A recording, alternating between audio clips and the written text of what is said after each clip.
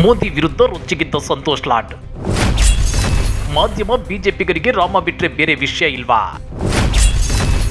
ಬೆಲೆ ಏರಿಕೆ 15 ಲಕ್ಷ ಹಣ ಮರೆತು ಹೋಯ್ತಾ?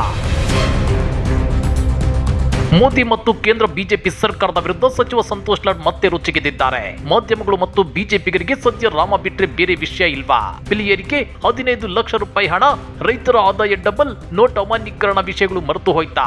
ಅಷ್ಟಕ್ಕೂ ಇವತ್ತು ಸಚಿವ ಸಂತೋಷ್ ಲಾಡ್ ಎತ್ತಿರೋ ಪ್ರಶ್ನೆಗಳಾದ್ರೂ ಏನ್ ಗೊತ್ತಾ? ಅದನ್ನ ಡೀಟೇಲ್ ಆಗಿ ತೋರಿಸ್ತೀವಿ. ಆದ್ರೆ ಅದಕ್ಕಿಂತ ಮೊದಲು ಹಲೋ ಕನ್ನಡ ಯೂಟ್ಯೂಬ್ ಚಾನಲ್ ಅನ್ನು ಸಬ್ಸ್ಕ್ರೈಬ್ ಮಾಡ್ಕೊಳ್ಳಿ. ಹಾಗೇನೆ ಪಕ್ಕದಲ್ಲಿರೋ ಬೆಲ್ ಬಟನ್ ಅನ್ನು ಪ್ರೆಸ್ ಮಾಡಿ.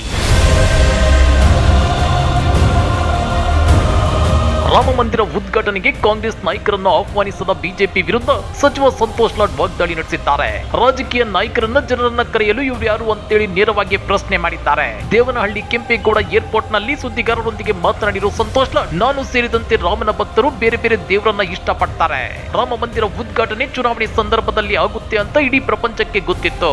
ಮಾಡುವವರು ಕ್ವೈಟ್ ಆಗಿ ಮಾಡಬೇಕಿತ್ತು. ಇಷ್ಟೆಲ್ಲ ಯಾಕೆ ಬೇಕಿತ್ತು ಅಂತೇಳಿ ಕಿಡಿಕಾರಿದ್ದಾರೆ.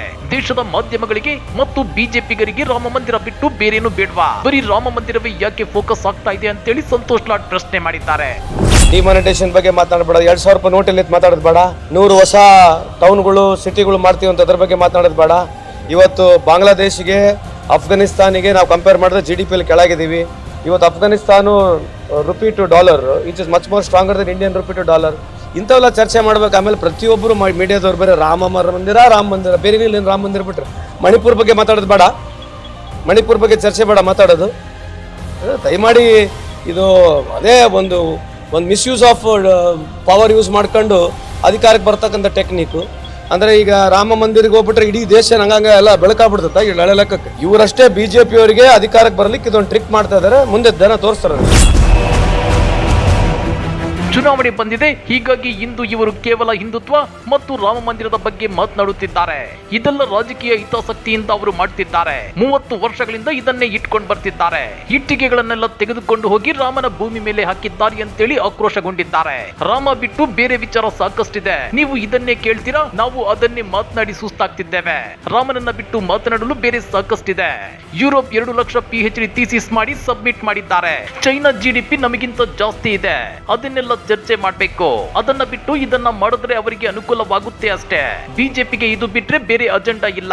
ರಾಮ ಮಂದಿರ ಉದ್ಘಾಟನೆ ಚುನಾವಣೆ ಸಂದರ್ಭದಲ್ಲಿ ಆಗುತ್ತೆ ಅಂತ ಇಡೀ ಪ್ರಪಂಚಕ್ಕೆ ಗೊತ್ತಿತ್ತು. ದೇವರು ಅವರಿಗೆ ಒಳ್ಳೇದ್ ಮಾಡ್ಲಿ ಅಂತೇಳಿ ಸಂತೋಷ್ ಲಾಡ್ ಬಿಜೆಪಿ ವಿರುದ್ಧ ಕಿಡಿಕಾರಿದ್ದಾರೆ.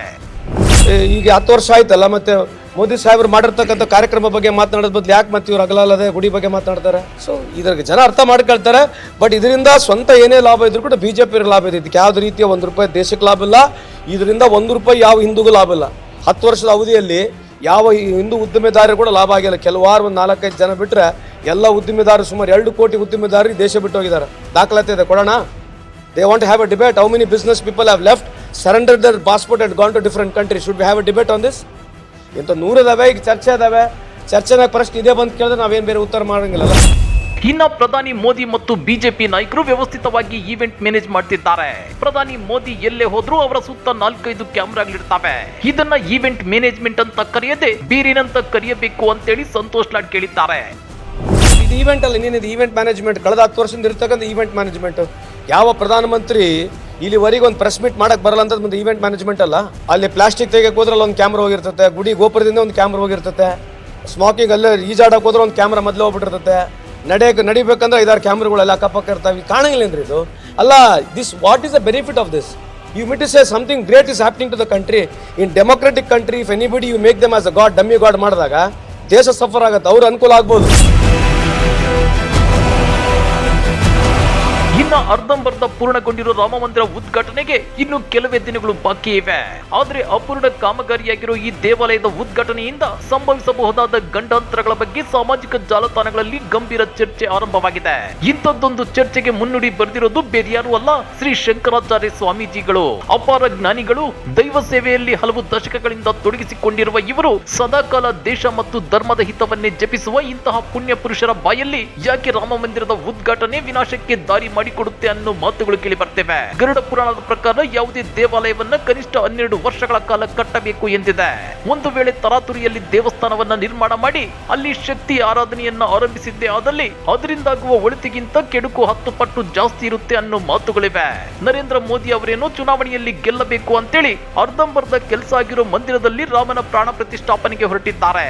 ಆದ್ರೆ ಇದಕ್ಕೆ ಧರ್ಮದಲ್ಲಿ ಅವಕಾಶ ಇದೆಯೇ ಇಲ್ಲವೇ ಅನ್ನೋದನ್ನ ಒಬ್ಬ ಹಿಂದೂ ಧರ್ಮಾನುಯಾಯಿಯಾಗಿ ನಾವು ನೀವೆಲ್ಲ ಯೋಚನೆ ಮಾಡ್ಬೇಕಲ್ವೇ? ನಾವು ಸಮೂಹ ಸನ್ನಿಗೆ ಒಳಗಾಗಿ ಎಲ್ಲರಂತೆ ಜೈ ಎಂದು ಕಣ್ಮುಚ್ಚಿ ಒಪ್ಪಿಕೊಂಡ್ರೆ ನಾಳೆ ದೇಶದಲ್ಲಿ ಸಂಭವಿಸಬಹುದಾದ ಎಲ್ಲ ಅನಾಹುತಗಳಿಗೆ ನಾವು ಹೊಣೆಗಾರರಾಗೋದಿಲ್ವೇ? ಶ್ರೀ ಶಂಕರಾಚಾರ್ಯ ಮಹಾಸ್ವಾಮಿಗಳು ಯಾವುದೇ ರಾಜಕೀಯ ಪಕ್ಷದ ಪರವಾಗಿ ಇವತ್ತಿನವರೆಗೂ ಒಂದು ಮಾತನ್ನು ಆಡದೆ ಯಾವುದೇ ಸಂಘ ಸಂಸ್ಥೆಗಳಲ್ಲಿ ಗುರುತಿಸಿಕೊಳ್ಳದೆ ಧರ್ಮ ಪ್ರಚಾರವನ್ನಷ್ಟೇ ಅನುಸರಿಸಿಕೊಂಡು ಬಂದವರನ್ನ ಮೋದಿ ಅಭಿಮಾನಿಗಳು ಇಂದು ಮೋದಿ ವಿರೋಧಿ ಅಂತ ಬಿಂಬಿಸಿ ವೈಯಕ್ತಿಕ ನಿಂದನೆಗೆ ಇಳಿದಿದ್ದಾರೆ. ಹಿಂದೂ ಧರ್ಮಶಾಸ್ತ್ರ ಸಂಪ್ರದಾಯಗಳಿಗಿಂತ ನರೇಂದ್ರ ಮೋದಿ ದೊಡ್ಡವರೇ. ಅಷ್ಟಕ್ಕೂ ಅಪೂರ್ಣ ಮಂದಿರವನ್ನ ಉದ್ಘಾಟಿಸುತ್ತಿರೋದು ಬಿಜೆಪಿ ಮತ್ತೆ ಅಧಿಕಾರಕ್ಕೆ ಬರಬೇಕು ಎಂಬುದಕ್ಕೆ ಹೊರತು ರಾಮನ ಮೇಲಿನ ಪ್ರೀತಿಯಿಂದಲ್ಲ ಅನ್ನೋ ಮಾತುಗಳು ಕೇಳಿ ಬರ್ತಿವೆ. ಇನ್ನ ಈ ಬಗ್ಗೆ ಸಂತೋಷ್ ಲಾಡ್ ಹೇಳಿದ್ದೇನು ಗೊತ್ತಾ? ಇವತ್ತು ಶಂಕರಾಚಾರ್ಯ ಬರ್ತಾ ಇಲ್ಲ. ಯಾಕೆ ಬರ್ತಾ ಇಲ್ಲ ಶಂಕರಾಚಾರ್ಯ ಅವರು? ಯಾರು ಉತ್ತರ ಕೊಡ್ಬೇಕು ಅದಕ್ಕೆ? ಎಲ್ಲಿವರೆಗೆ ಗುಡಿ ಸಂಪೂರ್ಣ ಆಗೋದಿಲ್ಲ, ಪ್ರತಿಷ್ಠಾಪನೆ ಮಾಡಬಾರ್ದು, ಮೂರ್ತಿ ಪ್ರತಿಷ್ಠಾಪನೆ ಆಗಬಾರ್ದು ಅಂತ ಹೇಳಿ ಶಂಕರಾಚಾರ್ಯರು ಹೇಳ್ತಾ ಇದ್ದಾರೆ. ಇವರು ಎಲೆಕ್ಷನ್ ಬಂದ್ಬಿಡುತ್ತೆ, ತುರಾತುರಿನಲ್ಲಿ ಫಾಸ್ಟಾಗಿ ಮಾಡ್ತಾ ಇದ್ದಾರೆ. ಇವ್ರಿಗೆ ಇದು ಬಿಟ್ಟರೆ ಬೇರೆ ಇಲ್ವಾ? 10 ವರ್ಷದಲ್ಲಿ ಏನಾಗಿದೆ ಅದರ ಬಗ್ಗೆ ಚರ್ಚೆ ಬೇಡ? ಅದೇನೇ ಇರ್ಲಿ, ರಾಮ ಮತ್ತು ರಾಮ ಮಂದಿರ ಈಗ ಬಿಜೆಪಿಯ ಚುನಾವಣಾ ಅಸ್ತ್ರವಾಗಿದೆ. ಲೋಕಸಭಾ ಚುನಾವಣಾ ಹೊಸ್ತಿಲಲ್ಲಿ ಕಳೆದ 10 ವರ್ಷಗಳಲ್ಲಿ ಕೇಂದ್ರ ಬಿಜೆಪಿ ಸರ್ಕಾರ ಏನು ಕಡಿದು ಗುಡ್ಡೆ ಹಾಕಿದೆ, ಕೇಂದ್ರ ಸರ್ಕಾರದ ಸಾಧನೆ ಏನು, ಮೋದಿ ಸರ್ಕಾರದಿಂದ ದೇಶದಲ್ಲಿ ಏನು ಅಭಿವೃದ್ಧಿ ಆಗಿದೆ ಅನ್ನೋದರ ಚರ್ಚೆ ಆಗ್ಬೇಕಿತ್ತು. ಆದ್ರೆ ದೇಶದ ಉದ್ದಗಲಕ್ಕೂ ಚರ್ಚೆ ಆಗ್ತಿರೋದು ಕಾಂಗ್ರೆಸ್ ಹಿಂದೂ ವಿರೋಧಿ, ಶ್ರೀರಾಮನ ವಿರೋಧಿ ಅನ್ನೋದು. ಮತ್ತು ಮೋದಿ ಸರ್ಕಾರ ರಾಮ ಮಂದಿರವನ್ನ ಉದ್ಘಾಟಿಸುತ್ತಿದೆ. ಇದು ಗ್ರೇಟ್ ಅನ್ನೋ ಅರ್ಥದಲ್ಲಿ ಚರ್ಚೆಗಳು ನಡೆಯುತ್ತಿವೆ. ನಾವು ಶ್ರೀರಾಮಚಂದ್ರನ ವಿರುದ್ಧವಾಗಿಲ್ಲ, ಅವರು ರಾಜಕೀಯ ಮಾಡಕ್ ಹೊರಟಿದ್ದಾರೆ. ಅದನ್ನ ಒಂದು ದೊಡ್ಡ ರಾಜಕೀಯ ವಿಷಯವಾಗಿ ಮಾಡಿಕೊಂಡು ಶ್ರೀರಾಮಚಂದ್ರನ ಇವತ್ತು ರಾಜಕೀಯ ವಸ್ತುವನ್ನಾಗಿ ಮಾಡಿದಾರಲ್ಲ, ಅದನ್ನು ವಿರೋಧ ಮಾಡ್ತಾ ಇರೋದು ಅಷ್ಟೇ. ಶ್ರೀರಾಮಚಂದ್ರನ ನಾವೆಲ್ಲ ಶ್ರೀರಾಮಚಂದ್ರನ ಭಕ್ತರೆ. ನಿಮ್ಮ ತೀರ್ಮಾನವನ್ನ ಇವರು ಅವ್ರಿಗೆ ರಾಜಕೀಯವಾಗಿ ಮಾತಾಡ್ತಾ ಇದ್ದಾರೆ. ರಾಜಕೀಯವಾಗಿ ಮಾತಾಡೋರಿಗೆ ಔಷಧ ಇಲ್ಲ. ಈಗ ನಾವು ಶ್ರೀರಾಮಚಂದ್ರನ ವಿರುದ್ಧ ಇಲ್ಲ, ಶ್ರೀರಾಮಚಂದ್ರನ ಪರವಾಗಿ ಇರೋರು. ಶ್ರೀರಾಮಚಂದ್ರನ ನಾವು ಗೌರವಿಸ್ತೀವಿ, ಶ್ರೀರಾಮಚಂದ್ರನ ಪೂಜೆ ಮಾಡ್ತೀವಿ, ನಾವು ಶ್ರೀರಾಮಚಂದ್ರನ ಭಜನೆ ಮಾಡ್ತೀವಿ, ನಾವು ರಾಮ ಮಂದಿರ ಕಟ್ಟಿದೀವಿ ನಾವು. ಸೊ ಅದಕ್ಕೆ ವಿರೋಧ ಇಲ್ಲ. ಅವ್ರು ರಾಜಕೀಯ ಮಾಡ್ತಾ ಇದಾರಲ್ಲ, ಅದಕ್ಕೆ ವಿರೋಧ. ಆದ್ರೆ ಒಂದಂತೂ ಸತ್ಯ, ಬರೀ ಜಾತಿ ಧರ್ಮ ಕೋಮು ಭಾವನೆಗಳನ್ನ ಕೆರಳಿಸಿ ಮತ ಗಿಟ್ಟಿಸಿಕೊಂಡು ಗೆದ್ದು ಬಂದ್ರೆ ಅಂತ ರಾಜಕೀಯ ಪಕ್ಷ ಬುದ್ಧಿವಂತಿಕೆಯಿಂದ ಗೆದ್ದು ಅಧಿಕಾರ ಹಿಡಿಯುತ್ತೆ. ಆದ್ರೆ ನಿಜಕ್ಕೂ ಮೂರ್ಖರಾಗೋದು ಮಾತ್ರ ಶ್ರೀ ಸಾಮಾನ್ಯರು. ಈ ಬಗ್ಗೆ ನೀವೇನಂತೀರಾ? ಕಮೆಂಟ್ ಮಾಡಿ, ವಿಡಿಯೋ ಲೈಕ್ ಮಾಡಿ, ಶೇರ್ ಮಾಡಿ.